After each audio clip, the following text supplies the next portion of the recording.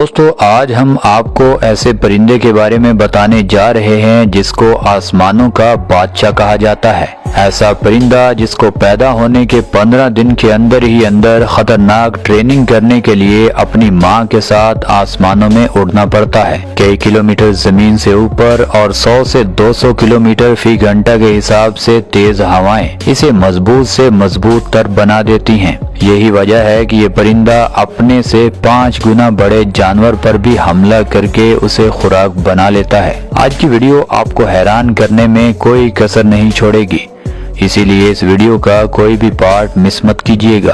दोस्तों वीडियो में आगे बढ़ने से पहले इस चैनल को सब्सक्राइब करना और घंटी को दबाना मत भूलिएगा। दोस्तों एक बाज 70 साल तक जिंदा रहता है और जिस दिन इस बाज को जो भी खुराक चाहिए ये उसे मिनटों में ढूंढ लेता है। एक बाज 5 किलोमीटर दूरी से किसी ऊंची जगह पर बैठकर अपने शिकार को आसानी से देख सकता है और उस जानवर के संभलने से पहले ये चंद सेकंड में ही उस जानवर पर हमला कर देता है। ये सांपों से लेकर मछलियों से लेकर पहाड़ी बकरियों तक ये हम इंसानों पर भी हमला करने से बाज नहीं आता। दोस्तों इस आसमानों के बादशाह पर जिंदगी में 2 ऐसे लम्हात आते हैं कि अगर किसी और परिंदे को इन लम्हात से गुजरना पड़ जाए तो उसकी मौत हो सकती है। असल में जब एक बाज की उम्र 20 से 25 साल होती है तो बाज की चोंच काफी बढ़ना शुरू हो जाती है और 30 से 35 साल के अंदर इतनी ज्यादा वो चोंच बढ़ जाती है कि ये बाज कुछ खा नहीं सकता। अब इसके पास 2 ही रास्ते होते हैं, एक ये कि ये चुपचाप अपनी मौत का इंतजार करे और दूसरा जिसकी वजह से मौत हो रही है उसको ही तोड़ डाले। और ये ऐसा ही करता है, ये अपनी हद से बड़ी चोंच को पत्थरों पर मारना शुरू कर देता है और 1-2 दिन के अंदर लगातार मार कर अपनी चोंच को तोड़ लेता है, जिसकी वजह से इसकी चोंच लहूलुहान भी हो जाती है। उसके बाद असली इम्तिहान शुरू होता है। ये बाज कई दिनों तक शिकार नहीं पकड़ पाता और इसको भूख के फाके झेलने पड़ते हैं और ऐसा इसकी जिंदगी की दोबारा शुरुआत होती है और ये छोटे मोटे शिकार पकड़ना शुरू कर देता है। इसको मुकम्मल फिट होने के लिए 6 माह तक लग जाते हैं, मगर जैसे ही ये मुकम्मल फिट होता है फिर होता है जिंदगी का दूसरा इम्तिहान शुरू। यानी तकरीबन 40 साल के बाद इस बाज के पंख हद से ज्यादा बढ़ जाते हैं और इन पंखों से इस बाज से उड़ा भी नहीं जाता।